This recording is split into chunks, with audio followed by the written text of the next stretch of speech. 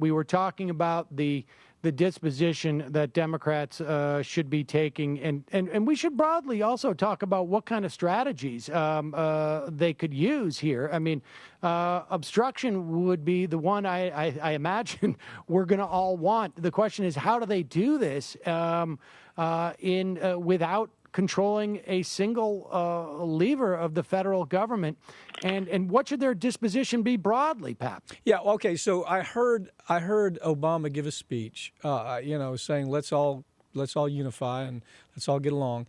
And as I listened, I realized that Trump is going to do just the opposite. Trump has control of everything now. He's not going to dally around like Obama did for 2 years when Obama was let's reach across the aisle nonsense with people that would gladly have kicked him out the highest window of the White House. Those were the people he wanted to just get along with. They wanted to conciliatory, let's move in. We're not going to see that with Trump. Trump, it will take control immediately. There won't be any reaching across the aisle. There won't be kumbaya, can't we just get along? He's going to appoint 109 federal judges as quickly as he can. He's going to put into place his issues, some of them positive, most of them negative. You're going to see it immediately. He's going to search and destroy the people who got in his way. So we're looking at two different, totally different approaches to politics. The worst thing Democrats can do is say, "Oh, gee, we got to get along." That was Harry Reid's problem, and not just Harry Reid's, it's Pelosi's problem also. When they should not have done that, they should have objected. They should have raised the discussion to where progressives and even moderate Democrats would say, this is wrong. This is wrong, and we can't allow it to happen. They have to give these people a voice. Leadership gives a voice to these people who are angry about what's happened. Bobby, I mean, your sense of this? I mean, Democrats have, there has been, Democrats seem to lag in their understanding of just how ruthless the Republicans will be. Whenever a Democrat's elected, it's a question of a mandate. The Republicans don't seem to need a mandate. I mean, this whole thing of a mandate, it doesn't even seem to exist to me. It's either you take the power or you don't. Right. Bobby, I'm just praying that they'll do everything they can to block these judges. Yeah, me too. That's a generation. Those guys are on the bench for 30 or 40 years, and they changed the law and they changed the whole character of our country. And particularly on my issue, on environmental issues, we're at a critical point in history, and the world really needs America's leadership. And we've been waiting because the carbon regulation has been sitting in front of a 4-4 Supreme Court, so we've been waiting for that last appointment.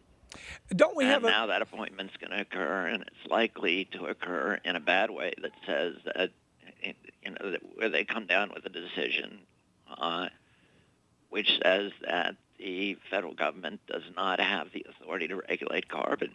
Are you a little bit concerned, Bobby, Sam, about the idea that we're never really going to have a unified Democratic, even filibuster attempt? Because look, you've got Manchin out of West Virginia. The guy, may as well be a Republican.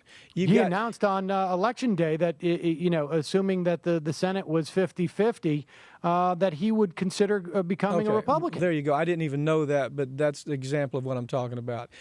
You've got Schumer, who, where it comes to Wall Street, he would give his Rolex watch to Wall Street every time he possibly could. The guy's just completely enamored with Wall Street. That's where that's where his loyalty is. But you've got at least 5 or 6 very important senators that you can't really trust. You can't really say that they're going to side up with the Democrats. So I think it's difficult to pull off what you have to pull off, and that is to not necessarily be obstructionist, but to certainly slow things down just a tad. I don't see it happening. I don't think they have the ability. I don't think they have the mindset, and I don't believe they've got the following to do that. And that's a very scary proposition to me.